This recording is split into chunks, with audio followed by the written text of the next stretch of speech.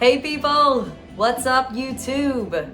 CoachAMillerLight here. So happy to be here today on Currently a Theory as we discuss, you know it, my very favorite, the teachings of Abraham. So today was my 114th straight day of meditation, really finding great benefit in this meditation streak. I'm finding it easier. It's starting to get easier. I'm starting to really like it more, that this is a very peaceful part of my day. Really exciting.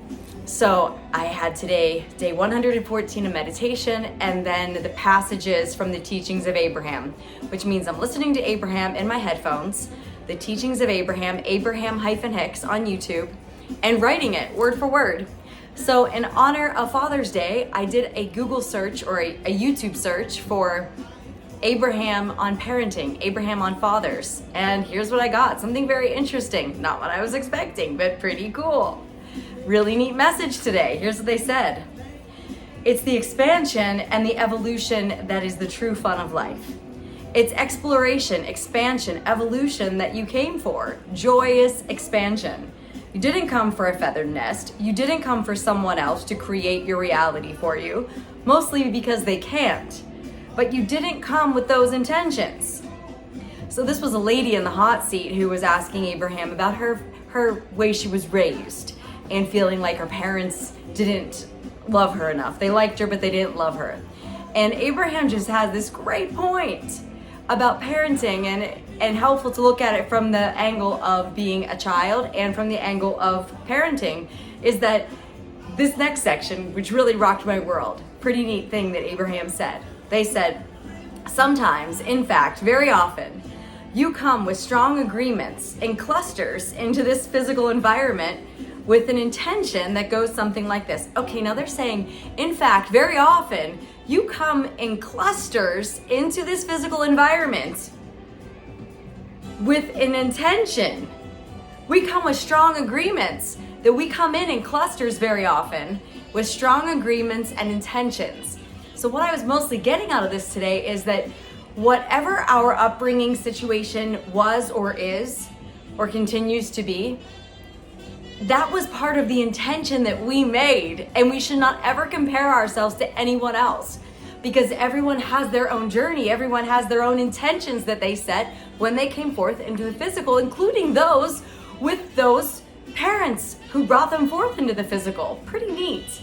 Here's what it says. Okay, I'll go back and reread this section and then go into it. Sometimes, in fact, very often, you come with strong agreements and clusters into this physical environment with an intention that goes something like this. Your parents saying, we will provide an avenue for you to come forth. It will be a very good one. It will be a really balanced one. And you will figure out what you want. We will not be the vortex through which all of it comes. Not just talking about material things and money, but in all manner of support. Because most children believe that their parents owed it to them to support them in all ways, emotionally, mentally, financially. And when you're looking for something from someone that it was never intended to be that way, and worse, you compare it with another who did intend it to be that way, then your conclusion is there is something wrong with our relationship. And we want to say, everything is so very right about that relationship. Isn't this so cool? What a cool angle Abraham gives here.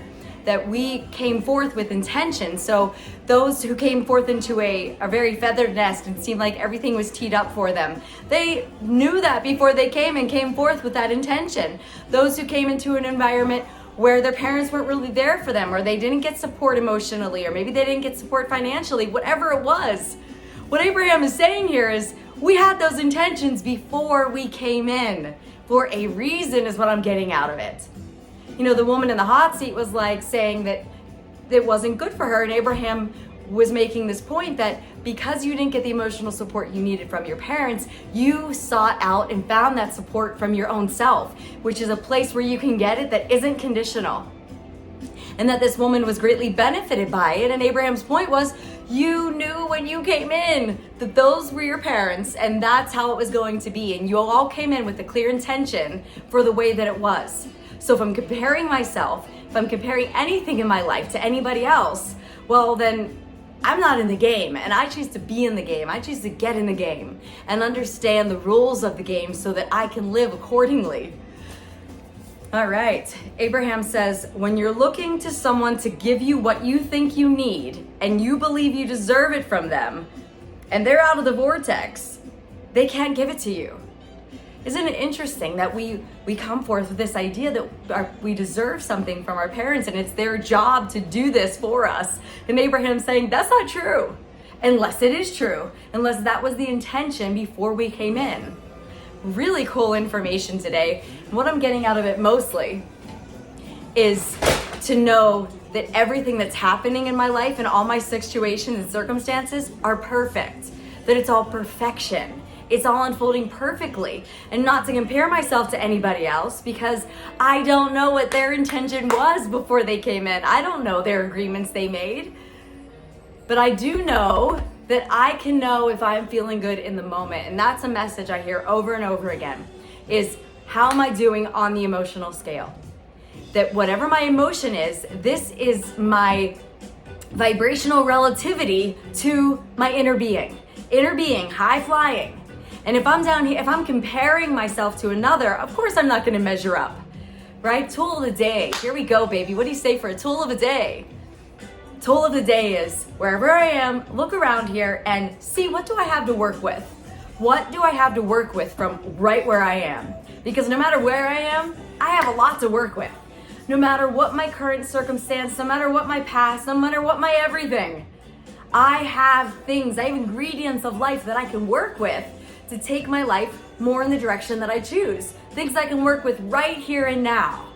So instead of looking around and comparing, because when I compare, I never measure up. It's the way that whole mental system works. When I compare, I'm down here on the emotional scale. I end up not happy. Why? Because we didn't come forth to compare. We came forth to feel the greatest that we can in this moment right now. And in doing so, align ourselves with that higher power, that source energy, that inner being. And when we do, we feel the elation that comes with that. The elation of being in alignment with that vortex. So it's a process. And what can I do from here? Look around. What do I have to work with? What do I have to work with right here and now? All right, people, until next time.